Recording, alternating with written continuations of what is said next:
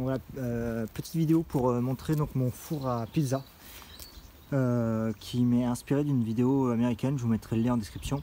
Je trouvais ça intéressant parce que, alors ça me fait penser au modèle de ma ferme autonome que j'avais trouvé déjà intéressant parce que j'aime bien le côté démontable, peu cher, hein, où il y a besoin de peu de matériaux pour le construire, on peut trouver des matériaux facilement. Et là c'est la même philosophie, donc pareil, démontable, je crois qu'il y a même besoin de moins de briques, là il faut une cinquantaine de briques.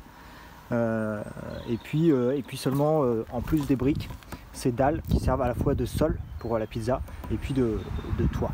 Et donc la petite différence, donc pour moi c'est la version de ma ferme autonome mais optimisée, on va dire. Là où lui il a un seul espace où on met le bois et les pizzas ou le pain, et bien là il y a deux niveaux, donc dessous avec le bois. Et en fait ce qu'on voit pas tout à fait là, c'est que derrière en fait il y a un espace. Voilà, les briques sont légèrement retirées en dessous, ce qui laisse passer bien la chaleur et l'air chaud, voilà, au deuxième niveau, au niveau de la sole. Et du coup en fait ça fait un flux d'air qui fait qu'on a une bonne combustion, peut-être meilleure que dans un four un peu traditionnel fermé à bois. Donc le bois est dessous, ce qui en plus évite qu'il y ait trop de cendres au niveau de la sole. Et puis avec la faible hauteur, ici on a une bonne chaleur qui est bien, qui est parfait pour la cuisson des pizzas. On peut faire du pain mais il ne faut pas que ça monte trop. Et voilà. C'est simple à fabriquer. Donc je vous mettrai le lien de la vidéo pour reprendre l'explication. C'est pas très compliqué, il y a juste à poser des briques. Donc il n'y a rien de maçonné, hein, tout est juste posé comme ça. Et les matériaux, alors 50 briques. Je me souviens plus exactement du prix, mais c'est très peu cher et ça c'est encore moins cher que les briques.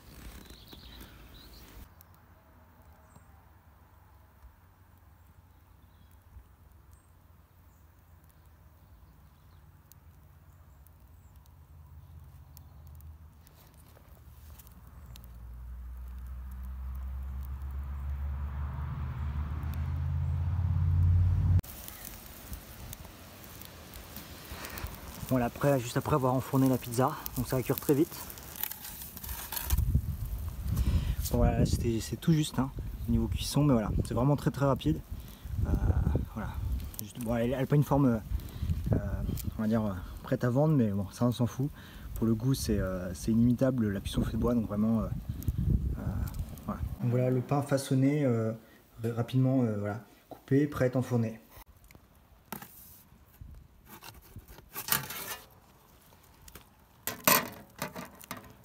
Bon, alors pour le pain il faut un four un peu moins chaud, là j'ai peur que ce soit un peu chaud, donc je l'ai mis un peu plus proche et puis je vais essayer de calmer le feu un petit peu. Bon, après le pain j'ai enfourné une deuxième pizza, tant que le four est chaud. Du coup, petit conseil cuisson, donc au moment d'enfourner la pizza je rajoute un petit peu de bois, voilà, avec des petits calibres comme ça, ce qui permet de raviver la flamme et d'avoir vraiment une flamme forte, puissante, d'avoir un flux d'air chaud qui est très fort. L'idéal pour une pizza c'est vraiment que ce soit très haut la température, pour que ça, à la fois qu'il y ait une cuisson par la sole, hein, qui est pour le coup plus froide, mais avec un contact direct, mais une flamme très chaude qui va venir fondre le fromage, etc., gratiner dessus, quoi. Donc là, on voit, c'est parfait, hein. Ça fait des bulles. La pizza est dedans depuis 1 minute, elle est déjà pratiquement cuite. Voilà, une belle flamme bien vive. Voilà. Là, je remets toujours un petit peu de bois moyen dedans au moment d'enfourner la pizza. Je vais juste regarder. Bon.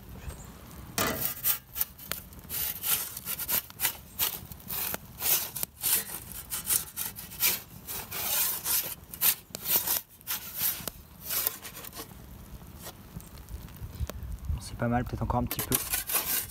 Là, il faudra la retourner normalement. Bon, je viens de la retourner, mais en fait là je vois que c'est déjà cuit. La laisser un peu plus longtemps, ça serait trop cuit. Donc je vais essayer de la retirer proprement. Il y a toujours le coup de la pelle. Bon, à force ça vient. C'est un peu plus difficile avec une seule main. Donc voilà la pizza, elle est toute chaude.